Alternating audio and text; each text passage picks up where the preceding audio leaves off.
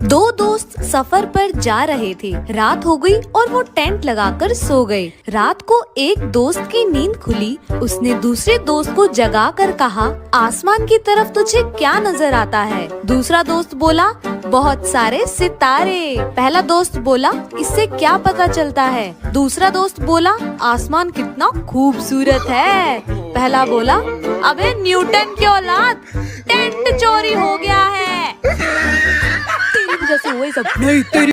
एक बार एक टीचर अपनी क्लास के सभी बच्चों से एक सवाल पूछती है, जिसे सुनकर क्लास के सारे बच्चों के पसीने छूट गए, लेकिन फिर भी कोई सवाल का जवाब नहीं दे पाया। तो टीचर ने सभी बच्चों को एक दिन का टाइम दिया और बोली, जो इस सवाल का सही आंसर देगा वही क्लास का मॉनिटर बनेगा। ये सुनकर क्लास के सारे बच्चे बहुत ज्यादा एक्साइटेड हो गए। और अगले दिन जब फिर टीचर ने पूछा, तो बच्चों बताओ शिक्षा की असली उम्र कितनी होती है? सारे बच्चे उल्टे सीधे आंसर दे रहे थे। समीर ने बोला 50 साल, वहीं दूसरी ओर जोगराज ने बोला 23 साल। और तभी पीछे से अमृत बोला, मैम शिक्षा की ना तो कोई उम्र होती है और ना ही कोई रूप, क्योंकि शिक्षा हमें किताबों के साथ साथ किसी व्यक्ति के जरिए भी मिल सकती है। अमृत का ये जवाब सुनकर टीचर के होश उड़ गए थे। तभी उसने अमृत से एक और सवाल पूछा। आखिर क्या था वो सवाल?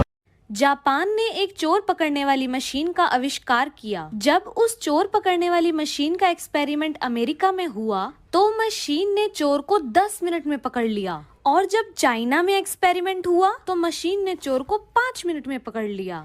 और जब आखिर में इंडिया की बारी आई तो 2 मिनट में मशीन ही चोरी हो गई भाई साहब।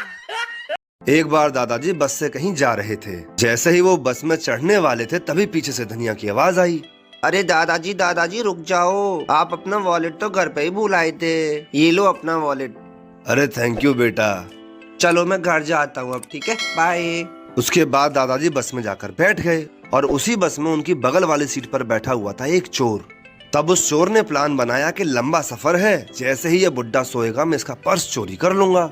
थोड़ी देर बाद चोर की आंख लग गई और जब उसकी नींद खुली तो उसने देखा कि दादाजी सो रहे हैं। वो तुरंत दादाजी के पास पहुंचा और उनकी सारी जेबें टटोल मारी, लेकिन उसको वॉलेट कहीं नहीं मिला। थक हार कर वो अपनी सीट पर आके बैठ गया।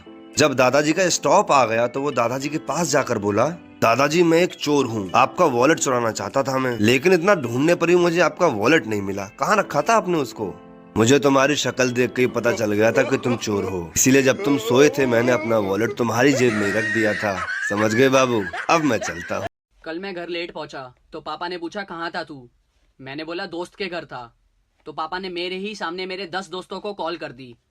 उनमें से 4 दोस्तों ने कहा हाँ अंकल वो यहीं था। 3 दोस्तों ने कहा कि हाँ अंकल वो अभी अभी गया है। 2 दोस्तों ने कहा अंकल वो हमारे साथ ही है, पढ़ाई कर रहा है, कहो तो फोन दूं उसे। और एक दोस्त ने तो सारी हदें ही पार कर दी, मेरी ही आवाज में बोला, हाँ पापा बताओ क्या हुआ? कमीने दोस्त।